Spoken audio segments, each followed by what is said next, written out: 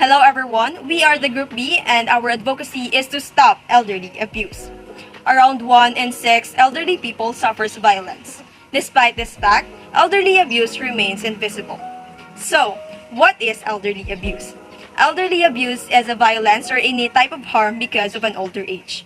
It is carried out by those people who are close with the elderly, such as the family and caregiver, or by institutions or social structures. The 7 types of elderly abuse. First is neglect. Happens when a caregiver fails to protect an older adult from harm, resulting in serious injuries and illnesses. Second is physical abuse. It's the intentional use of force against an elderly person. It includes hitting, shoving, kicking, or physical restraining an older adult.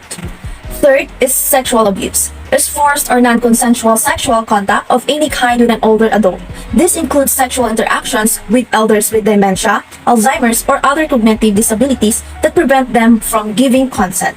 Fourth is abandonment, sometimes paired with neglect. Elder abandonment happens when someone who cares for an older person intentionally deserts them.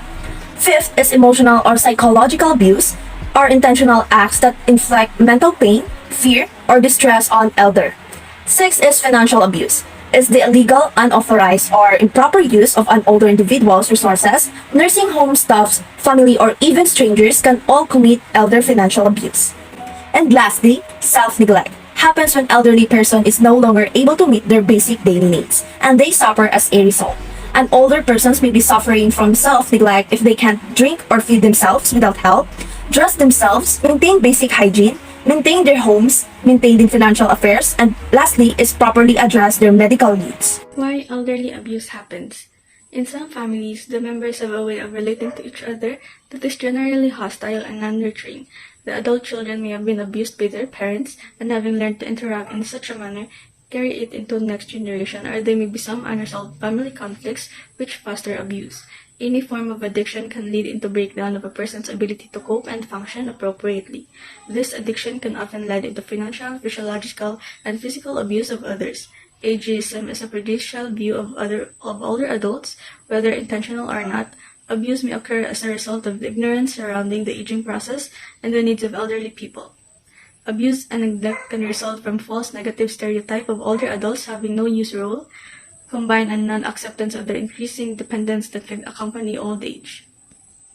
The law that prevents elderly abuse is the House Bill 7030 or the Anti-Elder Abuse Act. It provides penalties for abuses committed against the elderly. The bill defines elderly abuse as a single or repeated or lack of appropriate action occurring within any relationship where there is an expectation of trust, which causes harm or distress to a senior citizen. And the law that protects senior citizens is under the expanded Senior Citizens Act of 2010. Older person can lodge complaints against individuals and institutions through the OSCA. How can we prevent elder abuse? There are a number of factors that may increase or decrease the risk of perpetrating and or experiencing elder abuse. To prevent elder abuse, we must understand and address the factors that put people at risk and protect them from violence. First, we have to listen to older adults and their caregivers to understand their challenges and provide support. Educate oneself and others about how to recognize and report elder abuse. Next, learn how the signs of elder abuse differ from the normal aging process. Next, provide overburdened caregivers with support, such as help from friends, family, or local relief care groups, adult daycare programs, counseling, outlets intended to promote emotional well-being, and encourage and assist persons, either caregivers or older adults, having problems with drug or alcohol abuse in getting help. Cases of elderly abuse is still prevalent across the world. Moreover, the most common type of this abuse occur when they are being neglected by their caregivers and family members. If students witness an elderly abuse, they must not be afraid to take a stand with the victim by reporting the abusers to the authorities with evidences. In addition, reaching out to the victim's other trusted relatives and informing them about the situation. Try also to communicate with the elderly and, if available, offer them food and other necessities that could help them temporarily recover from the situation. Let's stand up and stop elderly abuse.